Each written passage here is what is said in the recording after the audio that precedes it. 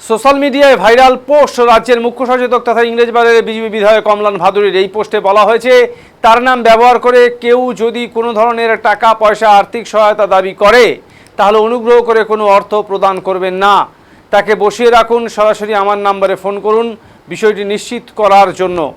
আর এরপরে এই পোস্টকে ঘিরে শুরু হয়েছে বিতর্ক।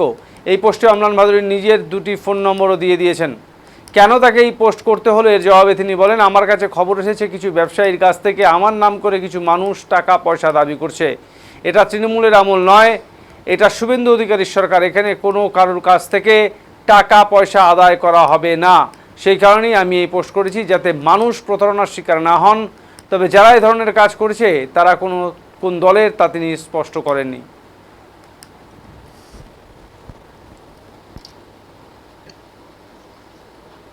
আমাদের সামাজিক এবং অর্থনৈতিক যা অবস্থা সমাজের, সেই ক্ষেত্রে বিভিন্ন জায়গা থেকে আমি শুনতে পেলাম, ব্যবসায়ী মহল থেকে, যে বিভিন্ন জায়গায় আমার নাম করে মানুষ যাচ্ছে, সেখান থেকে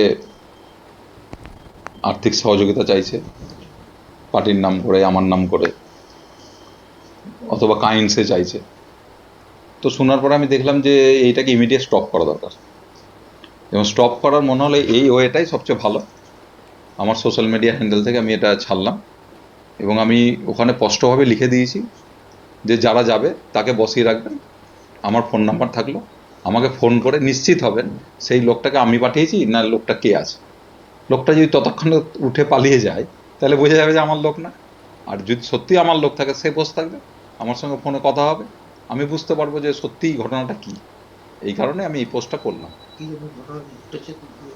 আমি দু একটা কমপ্লেন পেলাম যে এরকম দু একজন কোথাও গেছে, আমাকে ব্যবসায়ী মহল থেকে একটা ফোন করে বলা হলো যে তোমার নাম করে এরকম যাচ্ছে লোক। আমি বললাম ঠিক আছে। তো এইটা আমি ভাবলাম স্টপ করার এটাই সবচেয়ে ভালো ওয়ে, এই কারণে আমি এটা করলাম। বিষয়টি হচ্ছে, জনপ্রতিনিধি যারা হন, সে গ্রাম পঞ্চায়েত হোক, মিউনিসিপ্যালিটি হোক, এমএলএ হোক, এমপি হোক, তাদের একটা বিরাট রেসপন্সিবিলিটি থাকে সমাজের কাছে। এর মধ্যে কি হয়, কিছু মানুষ ছবি তুলবে,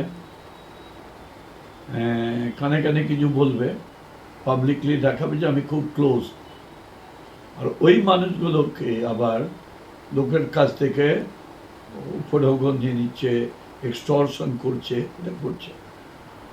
এটা একটা ভালো স্টেপ নিয়েছে কমলান বাবু, যে তিনি একটা ফোন নাম্বার দিয়েছেন। যদি কেউ ওর নাম করে কেউ টাকা চায় বা কোনো কিছু চায়, তাহলে নাম্বারে ফোন করলে ওর কাছে প্রপার অ্যাকশন দেবে।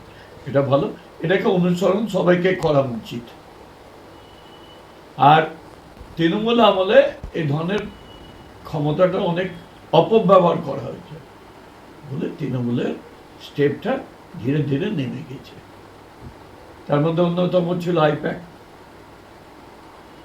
তারা তো ওপেন কার্ড নামিয়ে দিত, সেটা যাতে এই সরকারের প্রচেষ্টাটা সার্থক হয়।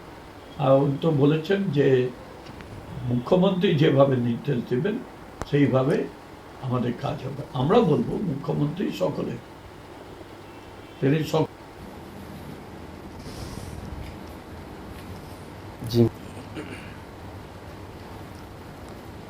অনেকটাই কিছু নাই।